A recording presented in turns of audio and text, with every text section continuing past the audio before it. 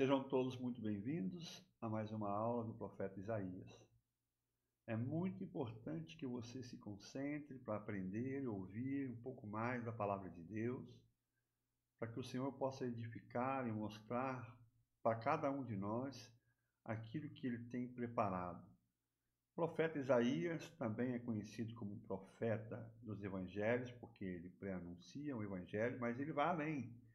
Ele pré-anuncia também o reinado de Cristo.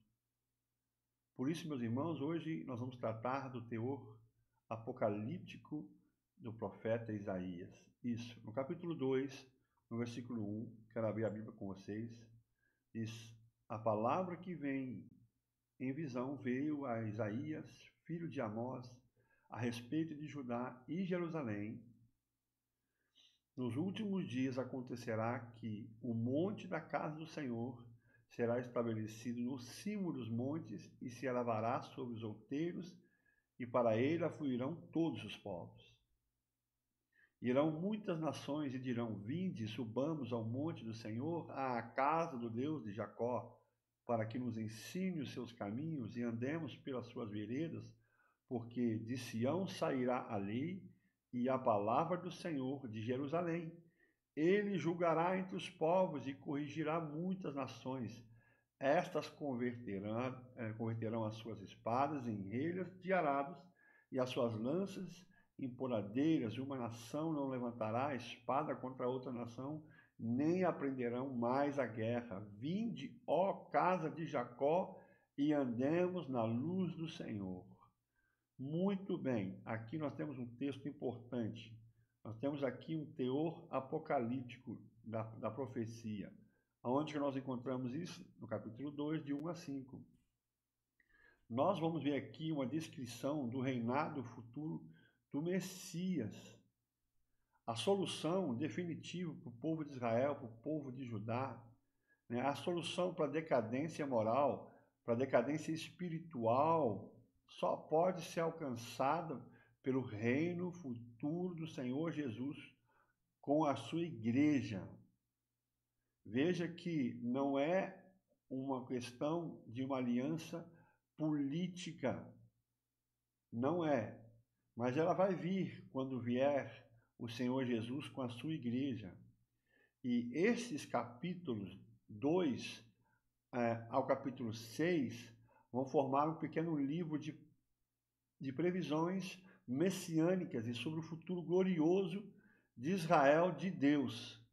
A gente pode fazer uma comparação em Miqueias, no capítulo 4, Miqueias, no capítulo 4, só um pouco que eu vou abrir aqui, Miqueias 4, versículo 1 a 5 também, ele fala desse jeito: mas nos últimos dias acontecerá que o monte da casa do Senhor será estabelecido no cimo dos montes, está falando de reinos, e se elevará sobre os outeiros, e para ele afluirão os povos. Irão muitas nações e dirão: vinde, subamos ao monte do Senhor, à casa do Deus de Jacó, para que nos ensine os seus caminhos e andemos pelas suas veredas, porque de Sião procederá a lei e a palavra do Senhor de Jerusalém. Então veja uma coisa importante: de Sião e de Jerusalém. Ele julgará entre muitos povos e corrigirá as nações poderosas e longínquas. Estes converterão as suas espadas em relhas de arados e as suas lanças em podadeiras. Uma nação não levará a espada contra outra nação, nem aprenderão mais a guerra, mas assentar-se-á cada um debaixo da sua videira, debaixo da sua figueira, e não haverá quem os espante, porque da boca do Senhor dos Exércitos disse: porque todos os povos andam cada um em nome do seu Deus, mas quanto a nós, andaremos em nome do Senhor, o nosso Deus, para todo o sempre. Então, na realidade, é isso.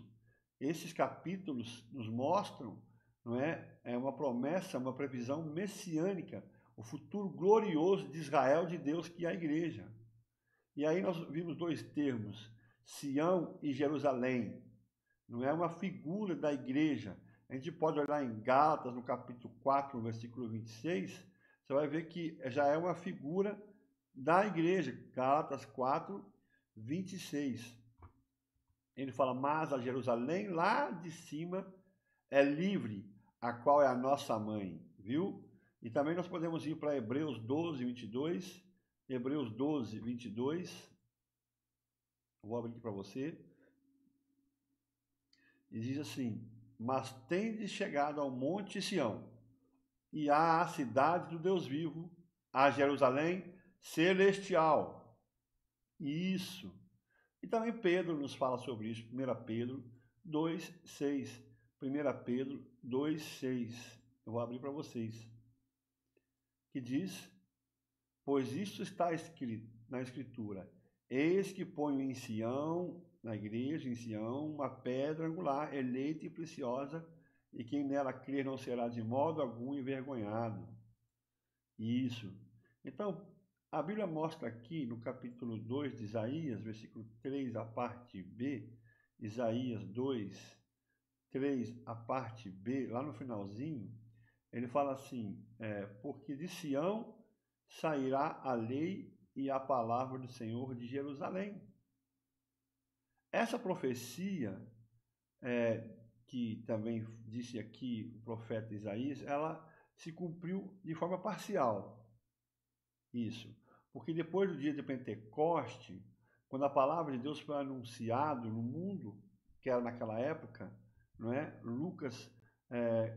Jesus disse em Lucas, no capítulo 24, versículo 47, Lucas 24, 47, no finalzinho aqui já, ele diz, e que em seu nome se pregasse arrependimento para a remissão de pecados a todas as nações, começando em Jerusalém. Então, era para ser, o cumprimento era para que o evangelho pudesse ser conhecido no mundo todo. A palavra de Deus tinha que ser anunciada.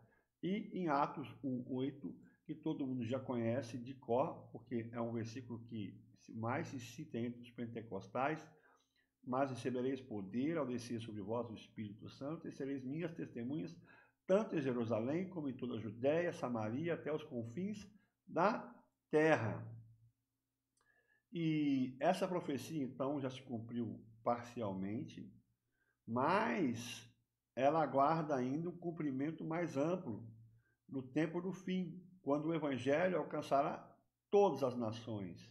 E aí, em Mateus 24, a gente tem essa profecia, né? Todo mundo lembra? Mateus 24, versículo 14, e ele diz assim, e será pregado este evangelho do reino por todo o mundo, para testemunho a todas as nações, então virá o fim. Então, o final vem depois da pregação. Agora, durante esse governo milenar de Jesus, quando ele reinar junto com os seus, em Apocalipse, no capítulo 20, de 1 a 6, Apocalipse, no capítulo 20, de 1 a 6, ele fala assim, então vi descer do céu um anjo, tinha na mão a chave do abismo e uma grande corrente, e ele segurou o dragão, a antiga serpente, então está se falando de Satanás, que é o diabo, Satanás, e o prendeu por 1000 anos. Lançou-o no abismo, fechou-o e pôs selo sobre ele, para que não mais enganasse as nações, até se completarem os 1000 anos. Depois disso é necessário que ele seja solto por pouco tempo. Vi também tronos, e nestes sentaram-se aqueles aos quais foi dada a autoridade de julgar. Vi ainda as almas dos decapitados por causa do testemunho de Jesus, bem como por causa da palavra de Deus, tantos quantos não adoraram a besta, nem tampouco a sua imagem, e não receberam a marca na fronte e na mão, e viveram e reinaram com Cristo durante 1000 anos. Os restantes dos mortos não reviveram até que se completasse os 1000 anos. Essa é a primeira ressurreição. Bem-aventurado e santo é aquele que tem parte na primeira ressurreição. Sobre esses, a segunda morte não tem autoridade, pelo contrário, serão sacerdotes de Deus e Cristo e reinarão com ele os 1000 anos. Os 1000 anos. Então, todos os povos vão afluir para a casa do Senhor. Lembra a profecia de Isaías? A igreja, para aprender a palavra do Senhor e os seus caminhos. Eu vou repetir lá para você, Vê o versículo 2, Isaías 2, de 2 a 3, que diz então: nos últimos dias acontecerá que o monte da casa do Senhor será estabelecido no cimo dos montes, e se elevará sobre outeiros, e para ele afluirão todos os povos. Irão muitas nações e dirão: vinde, subamos ao monte do Senhor, à casa do Deus de Jacó, para que nos ensine os seus caminhos e andemos pelas suas veredas, porque de Sião sairá a lei e a palavra do Senhor de Jerusalém. Então, a igreja, qual a importância então da igreja, de Sião, a igreja? Ela é o baluarte da verdade, conforme está em 1 Timóteo, capítulo 3, versículo 14. 1 Timóteo, vou abrir para você, capítulo 3, versículo 14, que diz assim: a igreja de Deus, baluarte da verdade, o grande mistério da piedade.